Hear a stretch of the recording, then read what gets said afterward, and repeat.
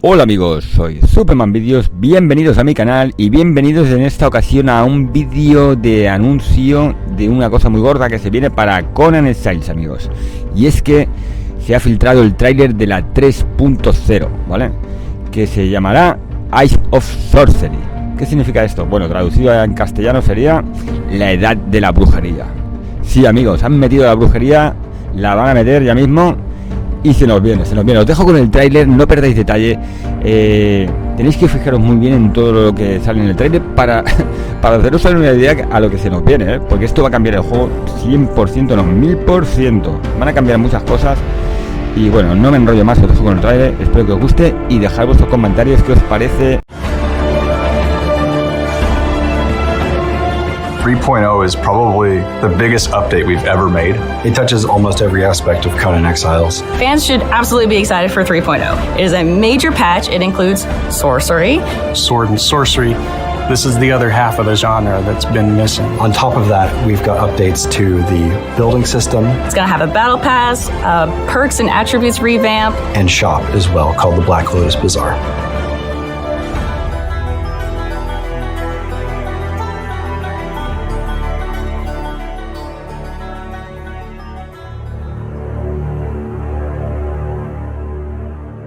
Sorcery is absolutely imperative to the world of Conan.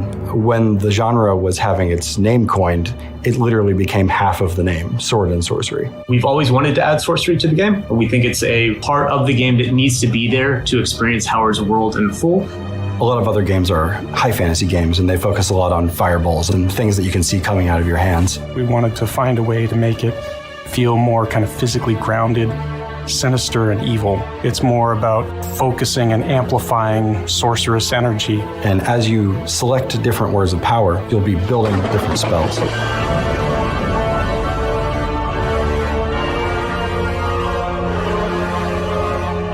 Sorcery is broken up into two different parts. There's rituals and spells.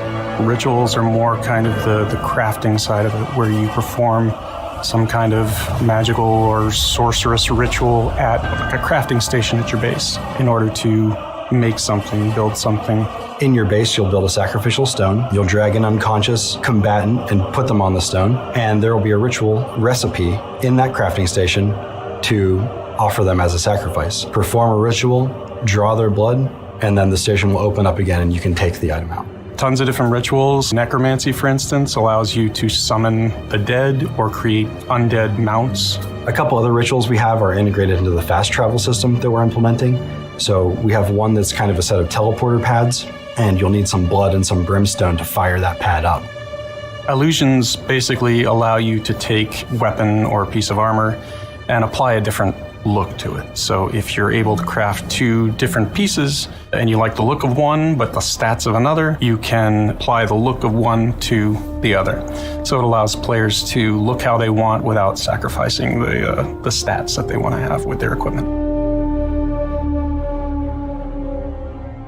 We've also wanted to go through and address all of the perks that we felt were sort of underperforming and sort of give them a facelift. Essentially, we've blown up the entire system and made a new meta. We have some great surprises, and we are really changing the way that Conan Exiles plays on all of the attributes.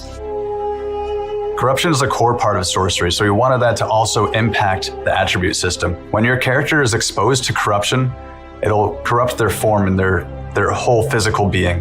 With that power, you can corrupt your physical self in order to gain access to special perks. Once you've reached a certain corruption threshold, your character will be able to corrupt their strength, their vitality, or their charisma into improving themselves. These benefits won't show themselves very powerful at first, but as you devote yourself more to the void, they'll start showing up and making you more and more powerful.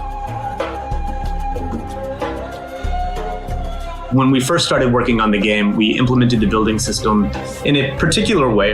But since then, a lot more survival games have come out that have made us realize, hey, we can do a little bit better. Truthfully, I think the old building system was a little difficult to use with the gamepad. However, with this new system, it's designed to be used with the gamepad, and I think it's going to be so much easier for people. It takes all the crafting recipes, all the building items that you've unlocked, and puts them all in one menu. You can go to the section you want, find the piece you want, and it's a lot simpler.